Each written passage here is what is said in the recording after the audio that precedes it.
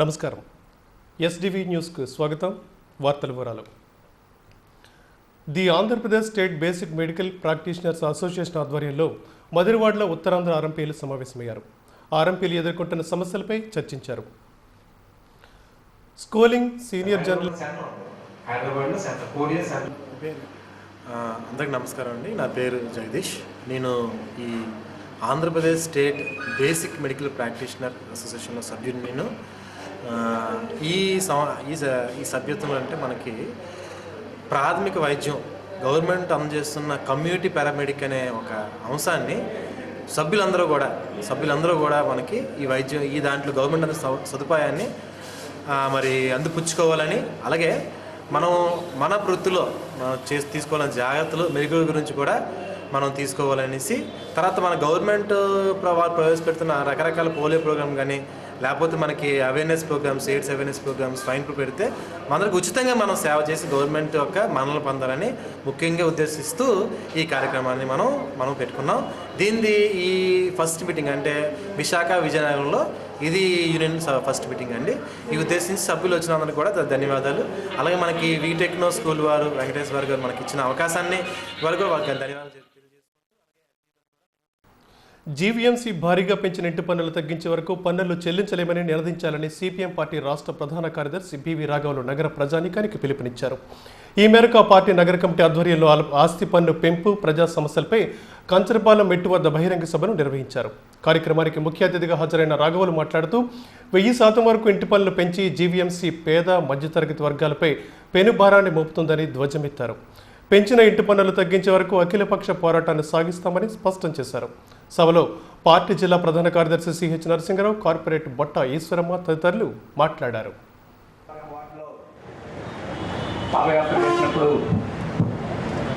ప్రజలకు చెప్పే విషయాలు వింటే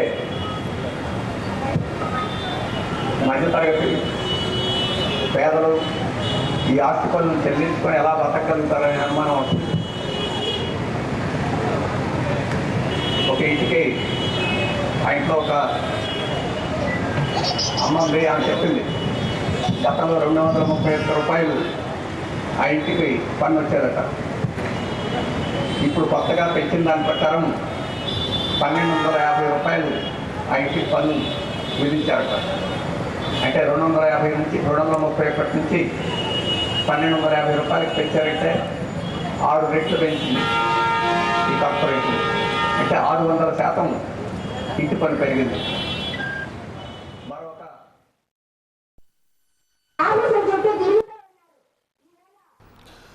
Shubhagruha project India private limited కొత్త వెంచర్కు శ్రీకారం చుట్టింది.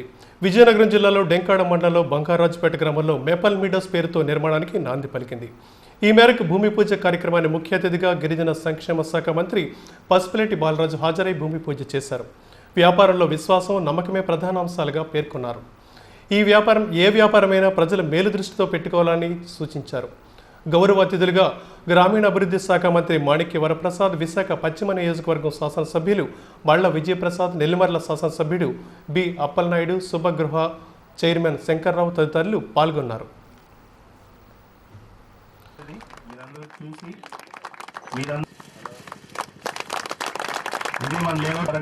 మీరందరూ కూడా ప్లాట్స్ బుక్ చేసుకొని వచ్చును భావిస్తూ చాలా వరకు ఈ బ్రోచర్స్ చూసి, ప్రచారం చూసి ఇబ్బందులు పడేటువంటి పరిస్థితుల్ని చాలామంది బయట వింటుంటాం. ఈ సాంకేతికపరమైన అంశాలని పూర్తి చేసుకొని ఎక్కడ కూడా ఎటువంటి అనుమానాలకి అవకాశం ఇవ్వకుండా అక్కడ కూడా వాళ్ళ యొక్క జీవిత విధానం, జీవన విధానం అంతా నాకు తెలుసు. వాళ్ళకి 8 సంవత్సరాలుగా ఆ కుటుంబంతో నాకు మంచి స్థానిక సంబంధాలు ఉన్నాయి. సిద్ధపడేటువంటి మనస్తత్వం వాళ్ళది. ఆ కమిట్మెంటే వాళ్ళని ఈ స్థాయికి తీసుకొచ్చింది. అందువల్ల వాళ్ళ పెట్టుబడి నమ్మకం, డబ్బుగా నమ్మకం అన్నమాట. అంతా రిస్క్ తీసుకుంటారు. మరి అందుకనే 3 వెంచర్స్ హైదరాబాద్ అర్జెంట్గా వెళ్లాల్సి ఉంది కూడా. మరి బాలరాజు గారు కానీ వచ్చారు అంటే బికాజ్ ఆఫ్ అది మంచి ఫ్యామిలీ, మంచి కుటుంబం అవబట్టి వచ్చారు. కాబట్టి అలాంటి మంచి కుటుంబం మరి చేస్తున్నటువంటి సంస్థలో ఆ గ్రూప్లో మనం సభ్యులుగా చేయడం చాలా శ్రేయస్కరం అని నా పర్సనల్ ఒపీనియన్. దాని మీద ఎవరైనా బ్లెస్ చేయండి. మా చేతుల మీదుగా ప్రారంభం చేసి ఫాస్ట్గా అయిపోయాయనే క్రెడిట్ మాకు కల్పించారు. Thank you very much sir.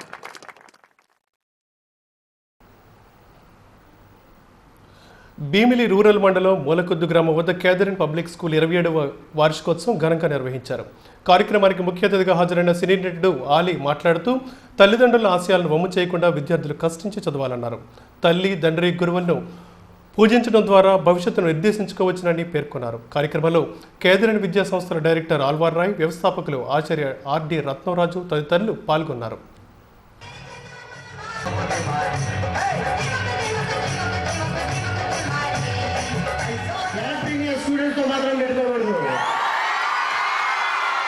ఎందుకంటే వాళ్ళు చెప్పరు, ఎగ్జామ్స్లో పాస్ అవుతారు, 100% మార్క్స్ తెచ్చుకుంటారు.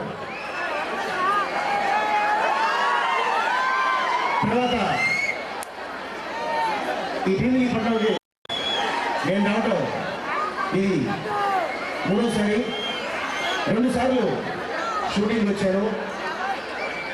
రీసెంట్గా రిలీజ్ అయిన అనగనగా ఒక జీవితంలో కూడా అది కూడా ఇక్కడ షూటింగ్ జరిగింది. దాని ముందు నేను బాగా చిన్నోడిని జంజాల గారి దర్శకత్వంలో 4 స్తంభాలాట అనే సినిమాకి రావడం జరిగింది. మళ్ళీ 3వసారి ఈ క్యాటరీనా స్కూల్ పబ్లిక్ స్కూల్కి ఒక గెస్ట్గా రావడం నేను చాలా ఆనందిస్తున్నాను. జీవీఎంసీ 64వ వార్డు పరిధిలో Bojjanakonda, Appanna colony, high school road ప్రాంతాల్లో విద్యుత్ హైవోల్టేజ్ సమస్య గత కొంతకాలంగా పీడిస్తుంది. పర్యవసానంగా తరచూ ఇళ్లలో టీవీలు, ఫ్రిడ్జ్లు, వాషింగ్ మిషన్లు, గ్రైండర్లు పాడైపోతున్నాయి. గత రాత్రి ఇదే పరిస్థితి తలెత్తింది. విద్యుత్ హైవోల్టేజ్తో ఒక్కసారిగా టీవీలు ధ్వంసమయ్యాయి. సమీపంలో ట్రాన్స్ఫార్మర్ నుంచి పెద్ద శబ్దం కూడా వచ్చిందని స్థానికులు చెబుతున్నారు. ఇక్కడ సమస్య పరిష్కారాన్ని కోరుతూ పలుమార్లు అధికారుల దృష్టికి తీసుకువెళ్లినా పట్టించుకున్న దాఖలాలు లేవని పలువురు ఆవేదన వ్యక్తం చేశారు.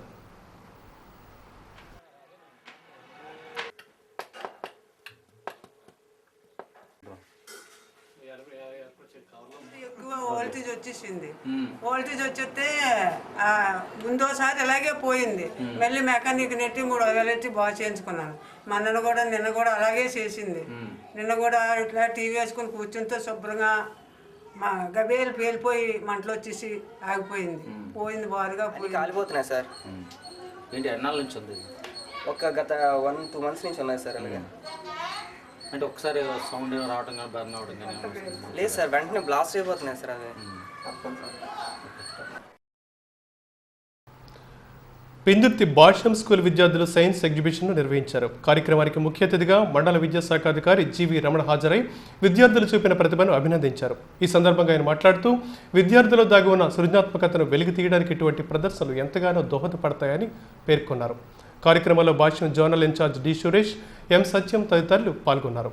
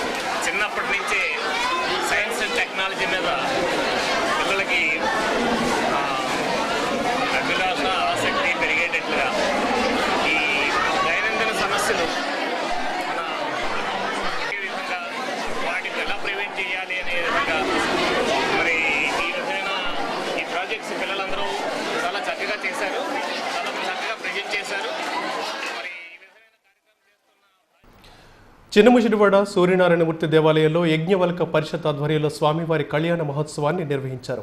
కార్యక్రమంలో స్థానిక వార్డు కార్పొరేటర్ సేనాపతి వసంత, హిందుస్థాన్ పెట్రోలియం సంస్థ ఎగ్జిక్యూటివ్ డైరెక్టర్ పుష్పకుమార్ జోష్ తదితరులు పాల్గొని ప్రత్యేక పూజలు నిర్వహించారు. కార్యక్రమంలో ఆలయ కమిటీ అధ్యక్ష కార్యదర్శులు గోపి, కాళీ, ఇతర సభ్యులు పేర్కొన్నారు.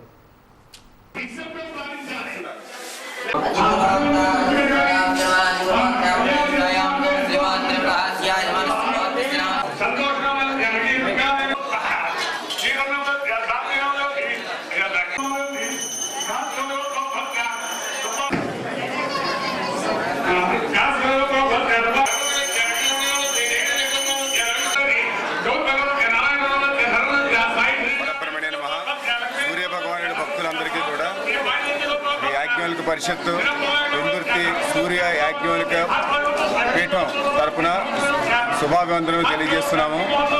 8వ సంవత్సరంగా షష్టమ వార్షికోత్సవం ఈరోజు జరుపుకుంటూ శ్రీ సూర్యనారాయణమూర్తి శ్రీ యాజ్ఞవల్క మహర్షి కళ్యాణం అతి వైభవంగా ఇక్కడ జరిపిస్తున్నాం.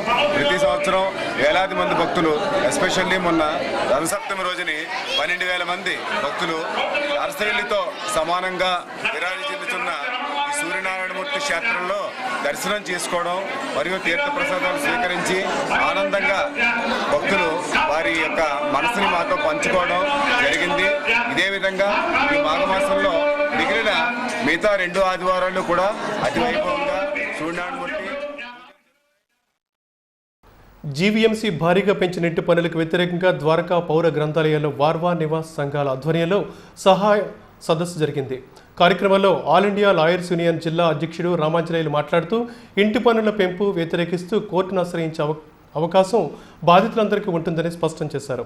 దీనికోసం లాయర్ల యూనియన్ తరపున సామాజిక బాధ్యతతో కనీస కోర్టు ఖర్చులకే తగిన న్యాయ సహాయాన్ని అందిస్తామని చెప్పారు. సమావేశంలో వార్వా అధ్యక్షుడు శాస్త్రి, ప్రధాన కార్యదర్శి ఏవి రమణారావు తదితరులు మాట్లాడారు.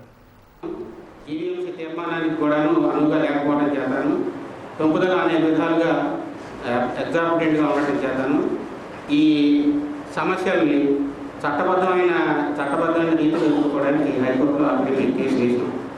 అయితే హైకోర్టులో కేసు వేయడమే కాకుండా స్థానికంగా కూడాను ఇండివిజువల్గా ఈ ట్యాక్సులకు సంబంధించి అనేక ఇష్యూస్ ఉంటాయి. న్యాయపరంగా ఏం చేయాలో మీరు అందరికీ తెలియజేస్తే బాగుంటుంది అని చెప్పి వారు మమ్మల్ని అడగడం జరిగింది. అయితే మీకు అందరికీ తెలుసు, ఈ పన్ను పెంచిన తర్వాత కమిషనర్ గారికి ఒక రివిజన్ పిటిషన్ మీరు దాఖలు చేసుకుంటారు. అయ్యా పన్ను పెంచారు, ఇది అన్యాయం, చాలా ఎక్కువగా పెంచారు కాబట్టి రివైజ్ చేయండి అని చెప్పి ఒక రివిజన్ పిటిషన్ మీరు దాఖలు చేసుకుంటారు.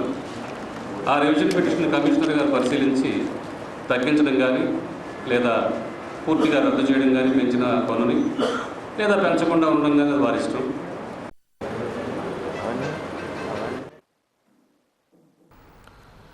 ఆర్టీసీ కార్మికుల అపరిష్కృత సమస్యల పరిష్కారంతో సంస్థ అభివృద్ధికి చేపట్టాల్సిన చర్యల గురించి దశల వారీగా వివిధ ఆందోళనలు చేపట్టినా యాజమాన్యం నిర్లక్ష్య వైఖరిని అవలంబిస్తుందని ఆర్టీసీ గుర్తింపు యూనియన్ ఎన్ఎంయు రాష్ట్ర ప్రధాన కార్యదర్శి సయ్యద్ మహమూద్ అన్నారు. ఈ మేరకు ద్వారకా పౌర గ్రంథాలయంలో ఏర్పాటు చేసిన మీడియా సమావేశంలో ఆయన మాట్లాడారు. కార్మికుల పట్ల ఆర్టీసీ యాజమాన్యం అనుసరిస్తున్న విధానాలకు నిరసనగా సోమవారం చెలో కలెక్టరేట్ కార్యక్రమాన్ని చేపడుతున్నామని వెల్లడించారు. సమావేశంలో యూనియన్ నాయకులు SS Narayana, Y Srinivasarao, PR Patrudu, S Sanjeevarao, PVV Mohan Prasad తదితరులు పాల్గొన్నారు.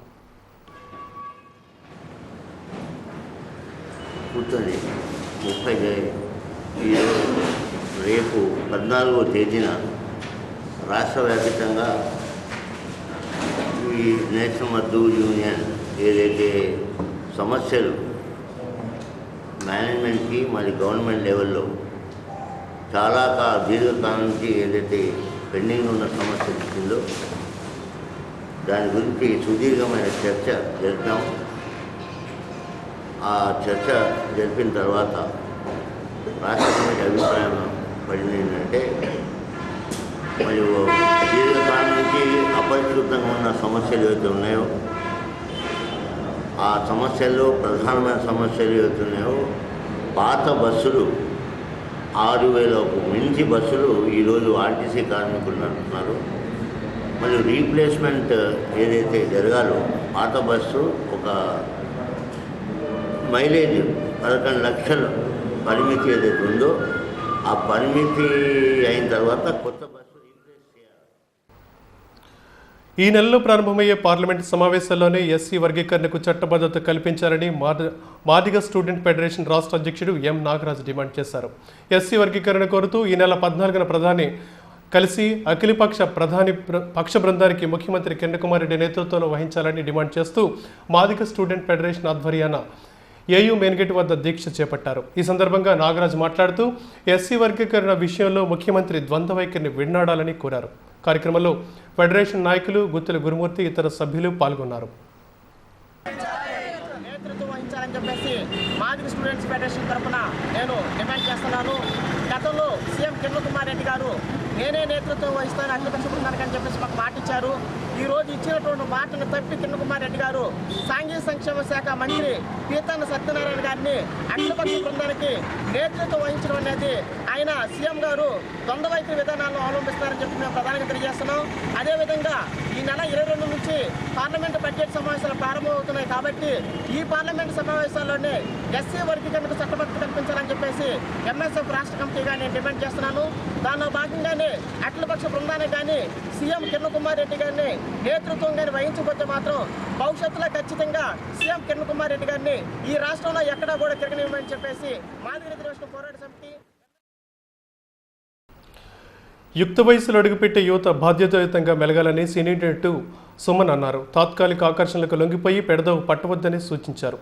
ఏయూ ఆర్ట్స్ కాలేజీలో హ్యూమన్ రిసోర్స్ మేనేజ్మెంట్ విభాగంలో బాలికలు, అత్యాచారాలు, కిడ్నాపులు, యాసిడ్ దాడులు అనే అంశం మీద చర్చ జరిగింది. ఈ కార్యక్రమానికి ముఖ్య అతిథిగా హాజరైన సుమన్ మాట్లాడుతూ రక్త సంబంధాలను విశ్లేషిస్తూ విజయవాడలో హత్యకు గురైన చిన్నారి వైష్ణవిని కుమార్తె మరణాన్ని జీర్ణించుకోలేక ఊపిరి విడిచిన ఆమె తండ్రి ప్రభాకర్ల ఉదంతాన్ని ప్రస్తావించారు. సామాజిక రుగ్మతలకు లొంగిపోయి బంగారు లాంటి భవిష్యత్తును నాశనం చేసుకోవద్దని యువకులకు హితవు పలికారు. నిర్వాహకుడు పీతాని ప్రసాద్, ప్రొఫెసర్ జాన్ తదితరులు పాల్గొన్నారు. అన్ని చదువు రీత్యా ఉద్యోగ రీత్యా బయటకు వచ్చి స్వేచ్ఛ మనకి వచ్చింది.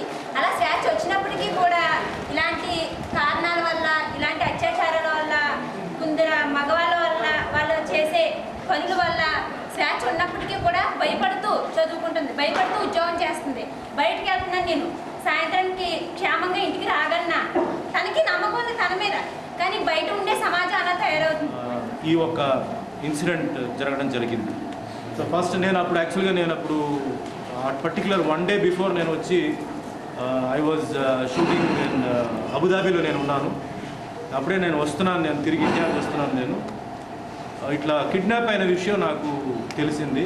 అండ్ డ్రైవర్ కృష్ణ ఆ సందర్భంలో ఏంటంటే అతను తన బాస్ కోసం తన ప్రాణాన్ని త్యాగం చేశారు. అంటే maximum he try to cover it up, but అతన్ని రిపీటెడ్ స్టాబింగ్, ముందు వెనక స్టాబింగ్ చేయడంతో ఏంటంటే పాపం అతను he could not help the child. And Vaishnavi brother తప్పించుకొని అవతల డోర్ నుంచి తప్పించుకొని పారిపోయాడని చెప్పేసి నాకు చెప్పారు. This is what they told me. So అదే రోజు ఈవినింగ్ నైట్ వచ్చాను అండ్ నేను ప్రభాకర్తో నేను మాట్లాడాను. మధురనగర్లో పొలక్స్ లిటిల్ స్కాలర్ పాఠశాలలో 15 ఏళ్లలోపు బాలబాలికల జిల్లా స్థాయి చదరంగ పోటీలు జరిగాయి.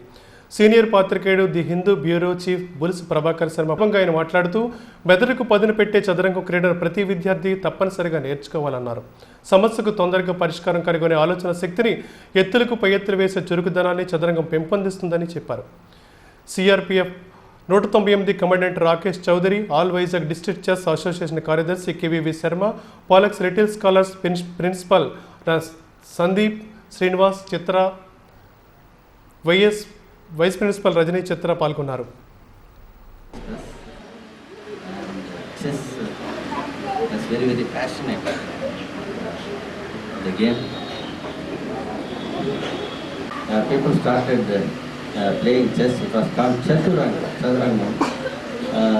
But later on, foreign countries, particularly Chinese and Russians, they mastered the art, and for a long time we had only one international master in Mandel Aaron, and later on we produced quite a few international masters until our Vishwanathan Anand, he became our first grandmaster.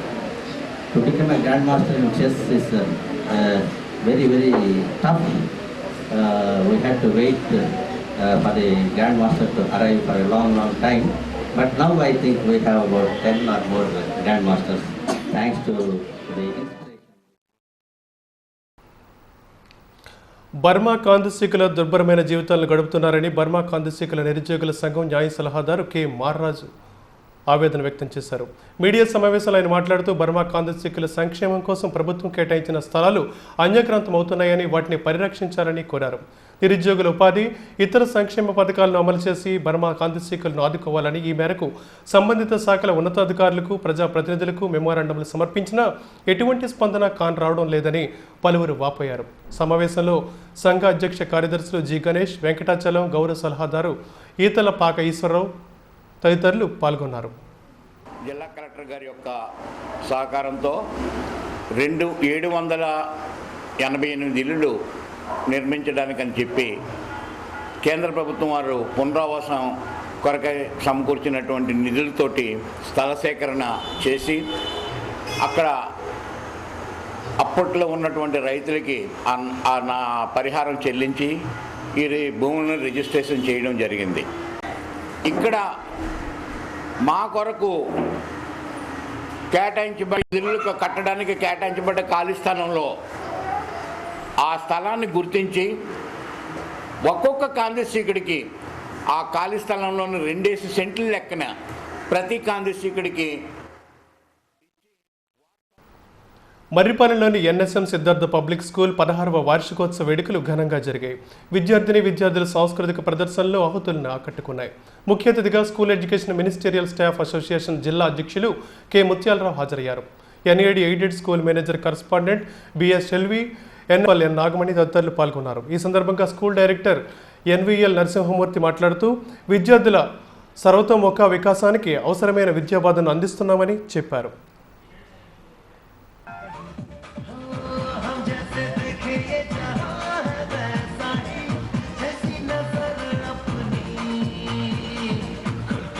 School start చేసి ఈ రోజుకి 16 ఏళ్ళు అయింది.